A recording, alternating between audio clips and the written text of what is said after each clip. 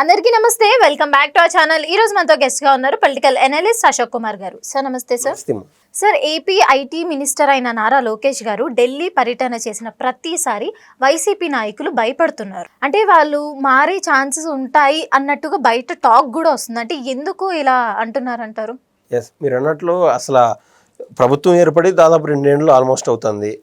ఈ సమయంలోపు ఉన్న పలంగా వైసీపీ వాళ్ళని ఈ పార్టీలోకి తీసుకున్నట్టు జనసేన కావచ్చు, టీడీపీ కావచ్చు, బీజేపీ కావచ్చు, ఆ అబాసులు పాలవడం అనేది తప్పుగా భావిస్తున్నారు. ఇది టీడీపీ వాళ్ళు, వీళ్ళు ఈ ఒక మిగిలిన పార్టీలు కూడా. ఈ క్రమంలో ఇంకా రాజకీయంగా పొలిటికల్ హీట్ పెరిగిపోతుంది. అతి త్వరలో ఎలక్షన్స్, అతి త్వరలో ఎందుకన్నానంటే చూస్తాను 1.5 సంవత్సరం జగన్ గారు చెప్పినట్టు అట్ట 1.5 సంవత్సరానికి ఈ పొలిటికల్ వేడి పెరిగిపోతుంది.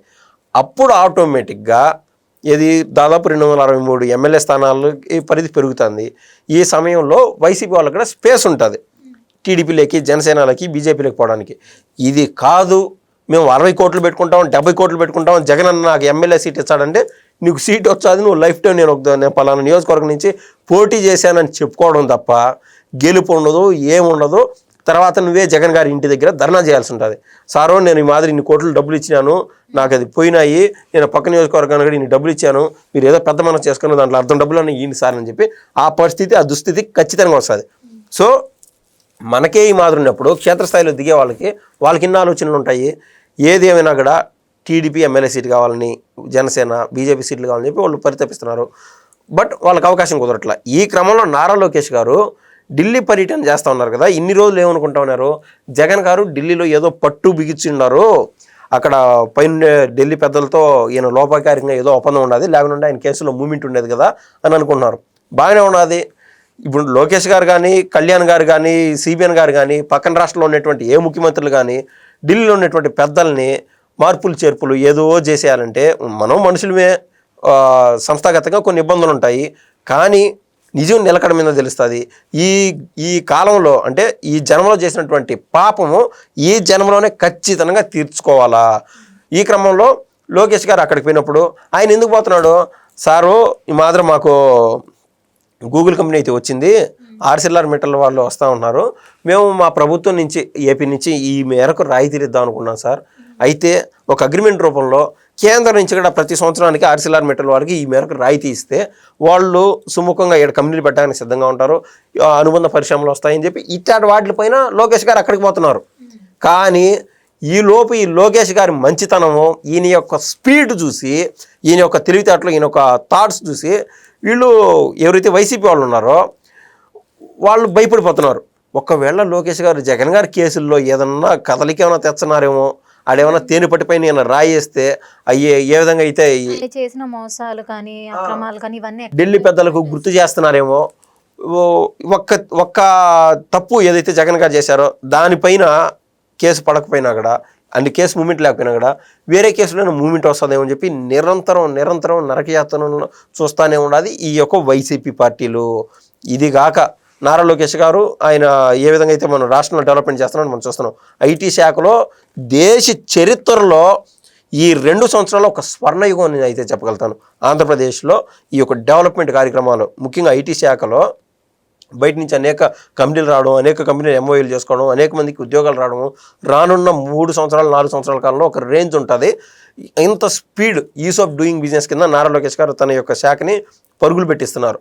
ఇదే కాక ఎప్పుడైనా అన్నా లోకేష్ అన్నా అని చెప్పి ఎవరన్నా బాధల్లో ఉండేవాళ్ళు, అటు గల్ఫ్లో ఉండేటువంటి బాధితులు కావచ్చు, ఇక్కడ ఏదైనా కిడ్నీ సమస్యలో యాక్సిడెంట్లో ఇబ్బందులు పడినటువంటి వాళ్ళు, ఆర్థికంగా ఇబ్బందులు ఉంటే లోకేష్ అన్నకి ఒక మాట ట్వీట్ రూపంలోనే ఏదైనా టచ్ చేస్తే అటు వైసీపీ వాళ్ళకి, సాక్షాత్తు వైసీపీ వాళ్ళకి సైతం మన పార్టీ కాదు కదా, మనకి అంటే వాళ్ళు ప్రభుత్వంలో ఉన్నప్పుడు టీడీపీని ఎంత కష్టపెట్టారో, ఎన్ని ఇబ్బందులు పెట్టారో అందరం చూసాం. కానీ అవతలోడు కూడా కష్టంలో ఉన్నాడు అంటే సహాయం చేస్తారు. పిల్లికి భిక్షమైన వాళ్ళు చెయ్యిట ఎదిరిస్తే కాకులాడన్నా మనం ఇదిలిచ్చినటువంటి 2 మెతుకులు తింటాయేమో అనుకునేటువంటి వాళ్ళు వైసీపీ వాళ్ళు. అటువంటిది ఈ లోకేష్ గారు వైసీపీ వాడైన రాజకీయాలు ఏదున్నా కూడా మళ్ళీ రాజకీయాలను దాటి సొంత తల్లిని, కట్టుకున్న భార్యని కూడా తిట్టినటువంటి వీళ్ళు ఉన్నారు, కీచకులు, రాక్షసులు ఉన్నారు మన సమాజంలో, ముఖ్యంగా ఆంధ్రప్రదేశ్లో. అటువంటిది ఈ దాటి అవి ఉంటే ఉన్నాయి. అతని ఇబ్బందులో ఉన్నాడు, అతను నేను చేయగలిగే చేస్తాను, రాజకీయాలు ఏమన్నా ఆఖరి 1 సంవత్సరం ఏమైనా చూసుకున్నాను కానీ ఇబ్బందులు ఉన్నాడు. పార్టీలు అసలు ఆయన కంటికి కనపడలే. ఇది సేమ్ ఏ విధంగా అయితే నారా చంద్రబాబు నాయుడు గారు అప్పుడు దాకా కోపం అన్నిటే ఉంటారు కదా. అంటే ఆయన వ్యక్తిగతంగా హింసించడాలు తిట్టడాలు ఇతర పార్టీలు అంటే జగన్ గారు ఇలా చేశారో, వచ్చినాక వీళ్ళని ఏమన్నా కేసులు ఇరికి చేస్తారేమో, జైలుకి పంపించేస్తారో అనుకుంటే ఏ కోశాన అవి కనపడవు. టీడీపీ క్యాడర్ ఆటోమేటిక్గా ఈ లోకేష్ గారి పైన చంద్రబాబు గారి పైనే బొగ్గుమంటా ఉన్నారు. ముఖ్యం పగలు పతిక అని వీళ్ళున్నారు, తండ్రి కొడుకులు వాళ్ళు ఉన్నారు. కానీ అది వైసీపీ వాళ్ళకి అర్థం కావట్లేదు కదా. అర్థం ఎందుకు కాదమ్మా, దాన్నే కదా చేత కాదు, వీళ్ళకి చేత కాదు, వీళ్ళు పప్పు, వీళ్ళు చేతకాని వాళ్ళు అంటున్నారు. అంటే నా ఉద్దేశం ఏంటంటే అర్థం కావట్లేదు ఇన్ సెన్స్ వైసీపీ వాళ్ళకి వీళ్ళు ఇంత మంచి వాళ్ళ అంటే ప్రజల కోసమే ఆలోచిస్తున్నారు, మనం కూడా అలా ఆలోచిస్తే బాగుంటది అని వీళ్ళు అనుకోవట్లేదు. వాళ్ళు అంటున్నారా లేదని బయటికి చెప్తున్నారు, వీళ్ళేమి చేయట్లేదని చెప్తున్నారు. వాళ్ళ మనసాక్షికి తెలుసు కదా, లోకేష్ గారు డైలీ ఎన్ని మంచి పనులు చేస్తున్నారో వాళ్ళ మనసాక్షికి తెలుసు. వాళ్ళు రాజకీయ పార్టీని నడుపుతున్నారు. లోకేష్ గారికి జై లోకేష్ గారు అనలేరు కదా వాళ్ళు, వైసీపీ వాళ్ళు జై లోకేష్ గారు అనలేరు. వాళ్ళు ఒక మాట అన్నారంటే ఆ పార్టీ ఆ రోజు సాయంత్రానికి భూస్థాపితం అయిపోతుంది.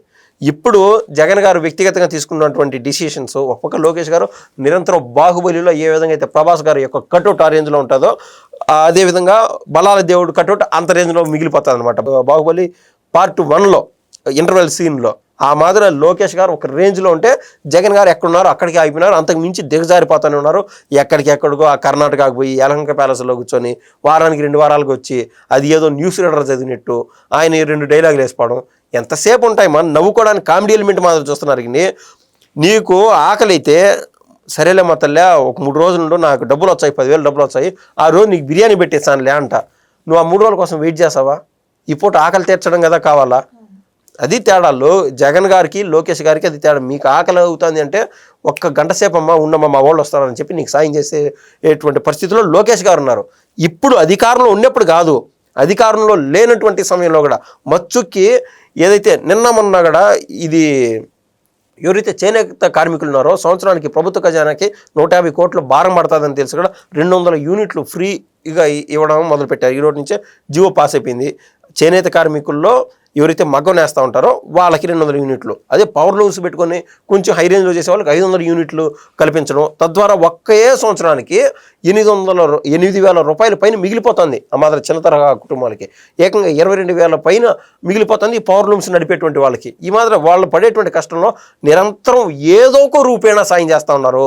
అది కాకుండా జగన్ గారి కాలంలో సంవత్సరానికి 8,000 రూపాయల దాకా ఇబ్బంది పడుతుంది అని చెప్పినాము కరెంట్ రూపంలో. ప్రతి నెల వచ్చి 1,000 రూపాయలు కట్టాలా, 700 800 కట్టాలా అని కరెంటు బిల్లు వాళ్ళు అడుగుతూ ఉంటే యానించి తేవాలా, ఎంత నరకయాతన. వీళ్ళు ఏదైతే తయారు చేసింటారో ఈ పట్టు వస్త్రాలు కావచ్చు, ఈ మగ్గం వేసి అవి ఎక్కడ ఇమ్మీడియట్గా సేల్ అవుతున్నాయి, ఎంత ఉంటుంది మాకు ఒక కుటుంబ పరిస్థితి.